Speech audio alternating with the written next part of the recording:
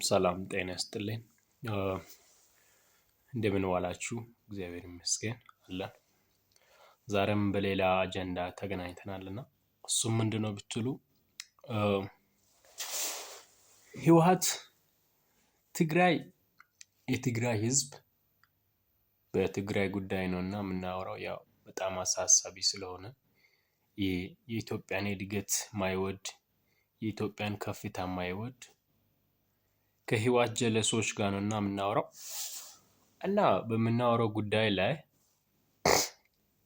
ህወሓት የኢትዮጵያ ጠላት ነው።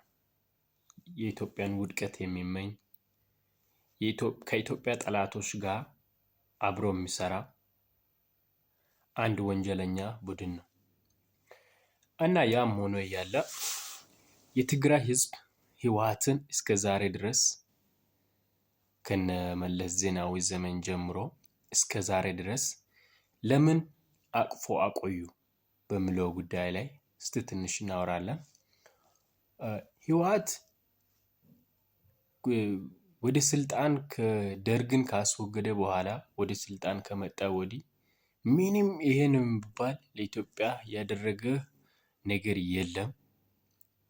ያው በዛ ዘመን ኑሮ ውድነት የለም ምናምን ይባላል እንጂ በዛ ሰዓት የኢትዮጵያ ህዝብ ትንሽ ነበረ እና ዘመኑም ይህን ያህል እስከ እንደ ዛሬ የዘመነ ቴክኖሎጂ አልነበረም እና ያ ሆኖ እያለ በዛ ሰዓት ሰርቷል።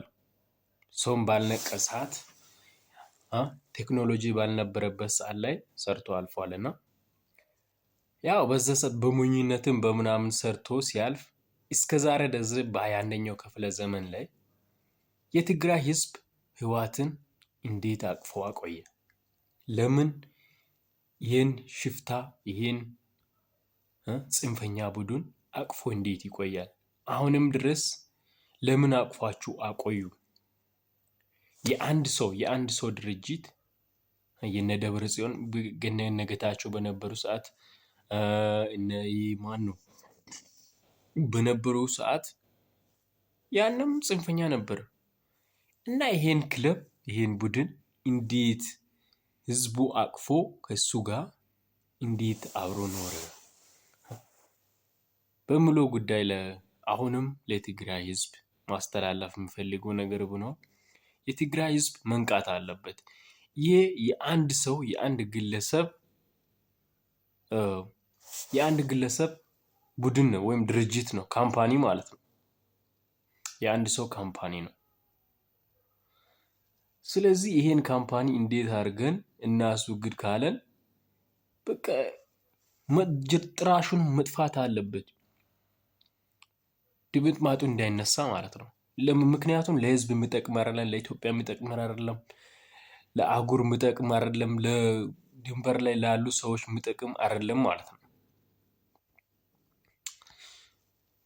ያው የትግራይ ህዝብ አሁንም ቢሆን መንቃት አለበት። አሁንም ቢሆን የህወሓትን ጎል ወይም የህወሓትን ግብ ማወቅ አለባችሁ። እየነገርኳችሁ ነው። አሁን መንቃት አለባችሁ። ይብቃችሁ። አሁን ከፌዴራል መንግስት ጋር ቢዋጋ እኮ የሚጎዳው የትግራይ ህዝብ ነው። እነሱን ማጥፋት እኮ ሲምፕል ነው ታውቃለህ። የሚጎዳው ምስኪን እናት፣ ምስኪን አባቶች፣ ምስኪን የደሃ ልጅ ይጎዳል። በዛ ብዙ ነገር ይታጣል፣ መንገድ ይዘጋል። ወደ ትግራይ የሚሄደው መዳበሪያ አይኖርም፣ ባጀት ይጠፋል። ያ ስለሆነ ዶክተር አብይ አህመድ ዝምታ መርጦ እስካሁን ታግሷል። ምናልባት አሁንም የሚቢሱ ከሆነ ወደ ጦርነት መግባት አይቀርም፣ ሊገባ ይችላል። ምክንያቱም የህዝብ ነገር ያሳስበዋል። አንዲ ትግራይ እኮ ኢትዮጵያ ናት። ኢትዮጵያን ትወዳለች። የትግራይ ህዝብ እኮ እኛን ይወዳል፣ ኢትዮጵያን ይወዳል። ይህ ጽንፈኛ ቡድን ግን እንደዚህ እያደረገን ነው ማለት ነው። ስለዚህ የትግራይ ህዝብ መንቃት አለብህ። ይህን ጽንፈኛን ቡድን አሳልፈ መስጣት አለብህ። የእነሱን ልጅ አሜሪካ ወስዶ ዩሮፕ ወስዶ ዱባይ ወስዶ እያስተማሯቸው የድሃን ልጅ ከከተማ በኤፌሰር መኪና ከከተማ መጥቶ አፍሶ ይወስዳሉ፣ ጫካ ማለት ነው። የእነሱን ጥቅም ለማስከበር።